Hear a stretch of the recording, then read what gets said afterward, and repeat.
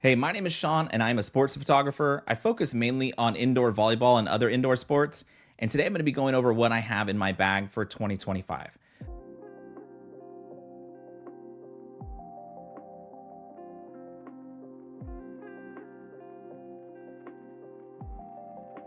All right, let's start off with the lenses. So the first lens I'm going to show you is the Tamron 70 to 180 f2.8. And I've used this lens for about 3 or 4 years, and it does a great job of being able to have that zoom length where you can be getting good shots of players in different positions on the court. It's got enough zoom to be able to get in and get tight shots of the hitters or blockers or the coaching staff on the other side of the court. So this puts out some really great photos, and an f2.8 lets plenty of light in. Now, again, I would recommend with indoor volleyball and the fast-paced action and poor light that you are at f2.8 or lower.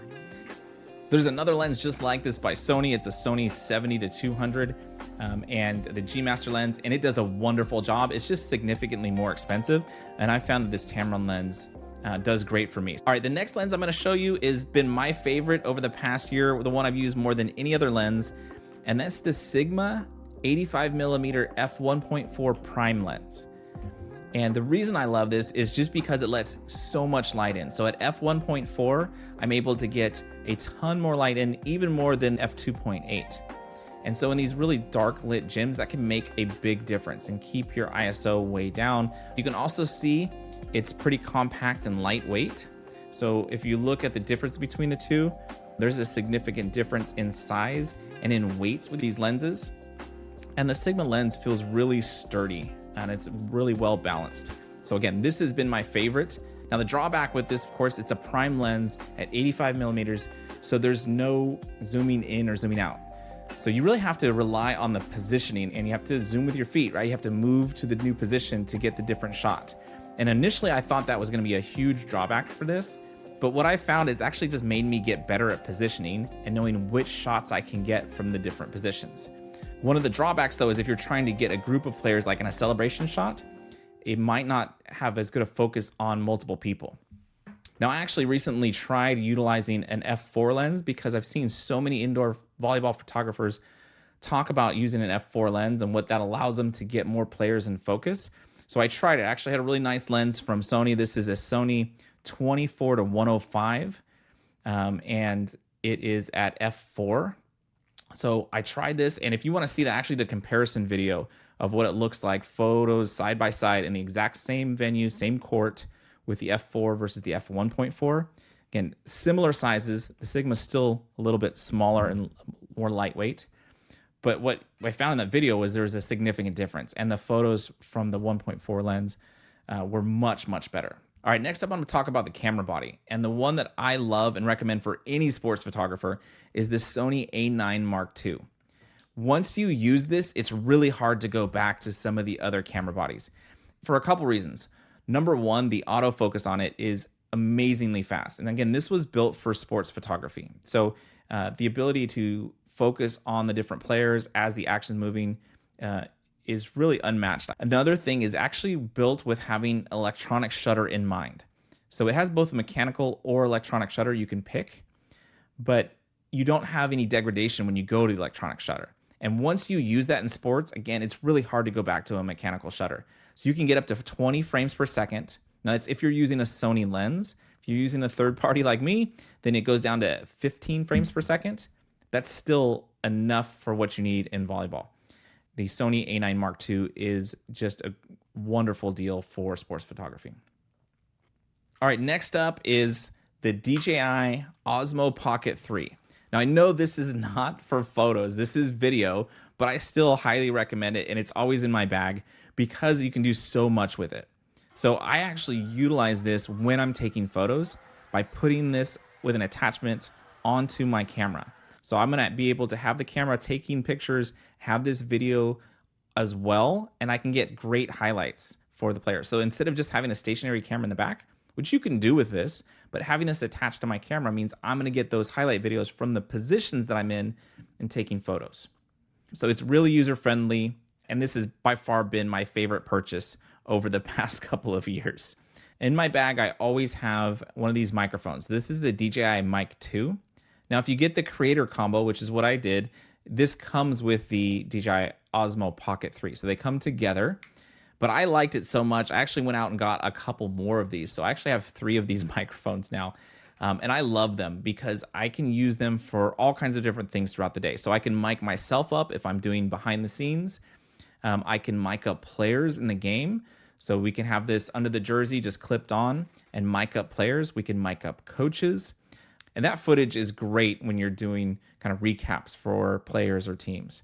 One of the things that I didn't even realize this had until I started using it was it has internal storage.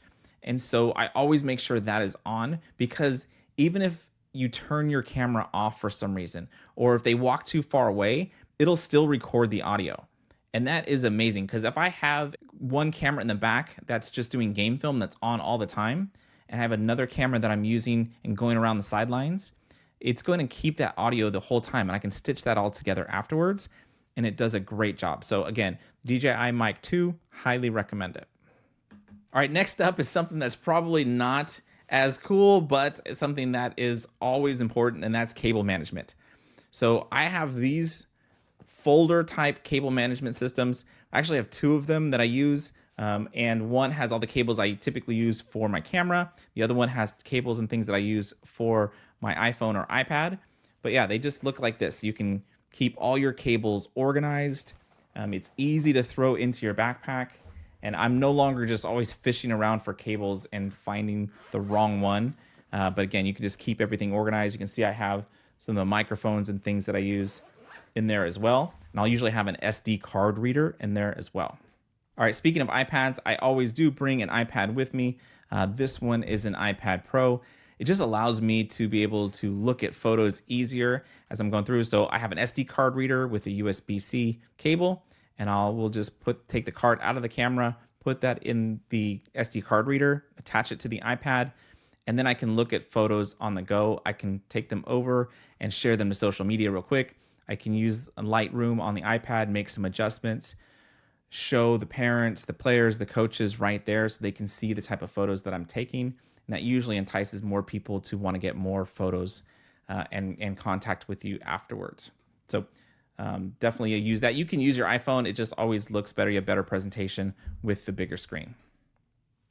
All right, I showed you that DJI Osmo Pocket 3. Now I'm going to show you the adapter that I use to put it on the camera. It's just a very simple adapter. I'll put it in the description below, but it allows you to go from a cold shoe or hot shoe to a 3/4 thread.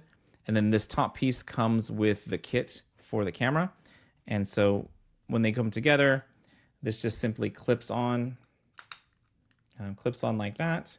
And then I'm able to put this onto the camera body. So let me put it together, and then I'll show you exactly what the whole setup looks like. All right, all together, this is what the setup looks like. So now I have the action camera mounted on top.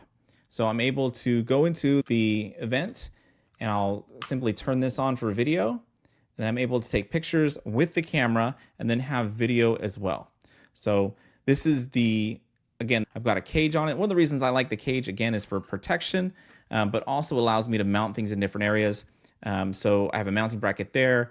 I'm able to then put that cold shoe or hot shoe adapter over here on the cage instead of putting it on the hot shoe of the camera. Just allows me to make sure that I'm not damaging that as much. You can absolutely use that if you want to. I just like to have this little different attachment point. So again, I'm able to go through the venue, taking pictures, getting video at the same time.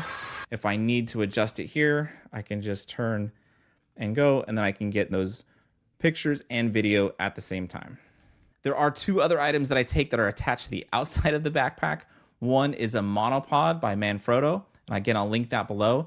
But it just allows me to have some stability, take some weight off my arms, especially if I'm going to be in one place for a long time, but still be pretty mobile and be able to pack up and leave quickly instead of having a tripod that I use. So I like that. The other thing that I always take is a foldable seat, because at these venues, a lot of times you're not going to be able to find a seat. You want to get those lower angle shots instead of standing up and taking pictures all the time. The lower angle shots look a lot better. So whether it's sitting down and taking it through the viewfinder, or sitting down and dropping that a little bit low and taking the pictures using the screen behind with it tilted up to you, those pictures can really turn out better than standing all the time. So I always have one of those that I take with me to tournaments. So that's it. I hope that was helpful. If it was, please do me a favor and like this video. And if you have other gear that you use or that you recommend that I try out, definitely comment below. Let me know what that is. I'm always in for trying out new camera gear, new ways to set this up to get even better pictures. All right, take care, and I'll see you in the next video.